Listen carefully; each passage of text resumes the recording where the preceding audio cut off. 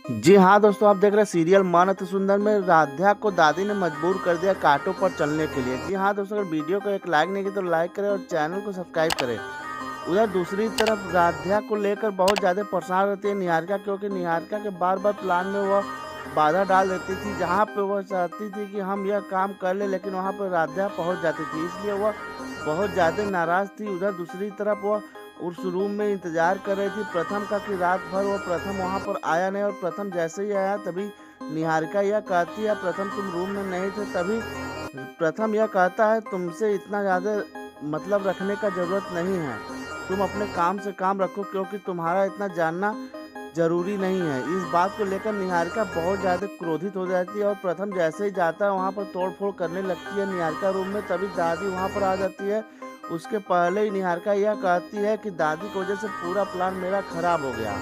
तभी दादी आकर यह कहती है कि तुमने कौन-सा प्लान बनाया था जिससे हमने आने से खराब हो गया। यह बात सुनते ही निहारिका के पैरों तले ज़मीन खिसक जाती है कि दादी यह बात सुन ली, अब बहुत ही बुरा होगा, कहीं इनको सच्चाई का पता न चल जाए।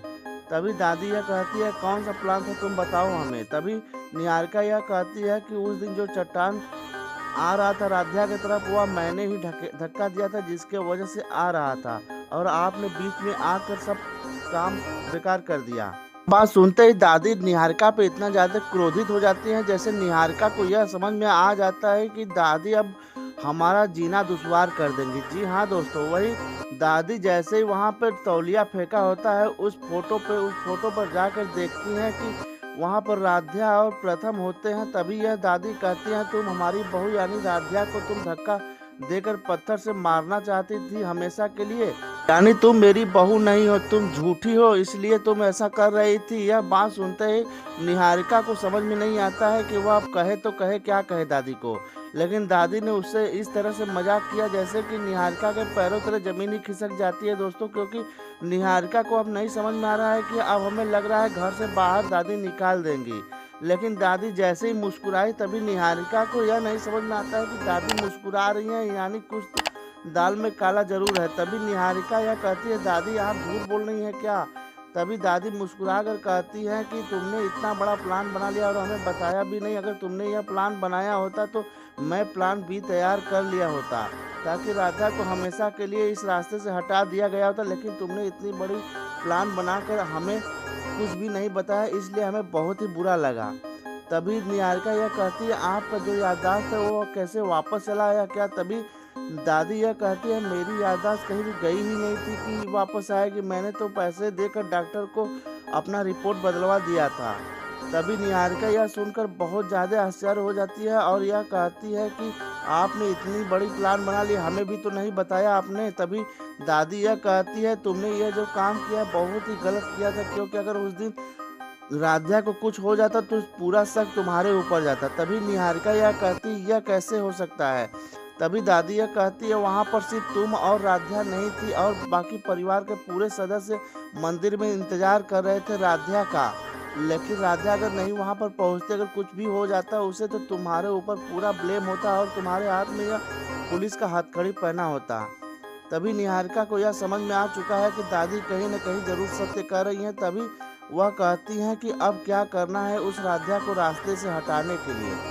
तभी दादी यह कहती है अब हमें यह प्लान बनाना है कि जो हमने नाटक रचा है इस घर में झूठी की, ताकि मेरा याददाश्त कमज़ोर हो गया है और हमें नहीं समझ में आ रहा है क्या करना है क्या नहीं करना है। इसी का फ़ायदा उठाते हुए हम तुम्हें प्रथम के पास रखना चाहते हैं, क्योंकि प्रथम और तुम जब नज़दीक हो जाओगे तो आज नहीं तो कल तुम्हारा और प्रथम का सच में शादी करवा दिया जाएगा।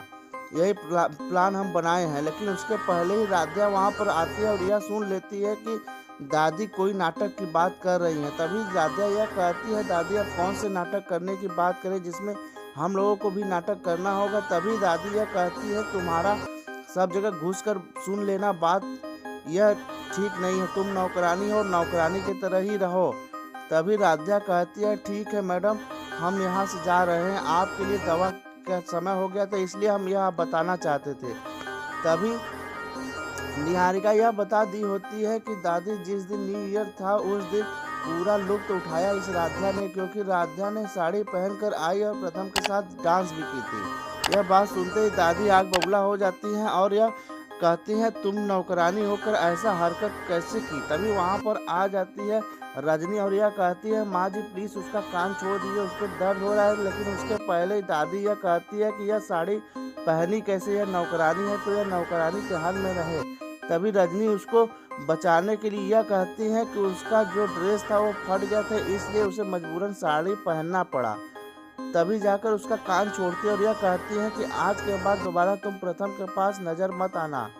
यह बात कहते हुए राधा को प्रथम के कमरे से ही वह भगाने के लिए कह देती है और यह कहती है इस कमरे में दोबारा घुसने की हिम्मत मत करना। यह कहकर वहां से राधा को भगा देती है। राधा उधर जाकर बहुत ज़्यादा पश्चाताप करने लगती है कि दादी का तबीयत कब सही होगा, वह कब से हमें अच्छी से हमसे बातें करेंगी। जी हाँ दोस्तों, आगे का वीडियो और भी दिलचस्प होने वाला है।